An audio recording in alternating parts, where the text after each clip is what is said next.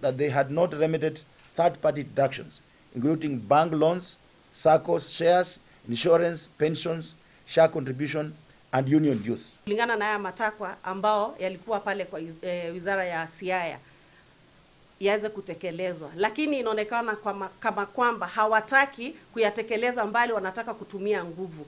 Kumbuka, sisi tukifanya kazi tunaamini kuwa kuna pesa zinaingia, tunahudumia Wakenya. Hizi pesa zinaenda wapi? Kwa hivyo tukisema tuna haki ya kwenda kutoka nje na kupigania haki zetu, kwa sababu tunajua ile mambo yanayofanyika kule sio haki, basi tunauliza mfanye mambo kulingana na mambo vile yanavyofaa, Kenya ikuwe na amani na tuweze kuhudumia Wakenya wote. Ni aibu kwa serikali ya Siaya. Hawa wauguzi walikuwa wameenda kudai haki yao. Katiba ya Kenya section 37 inawapatia ruhusa ya kufanya maandamano ya amani. Hawa viongozi na wauguzi wetu hawakuwa wamebeba rungu, hawakuwa wamebeba silaha, hawakuwa wamebeba kifaa chochote ambacho serikali iliwatumia wauni ambao walikuwa wamebeba rungu kuwapiga.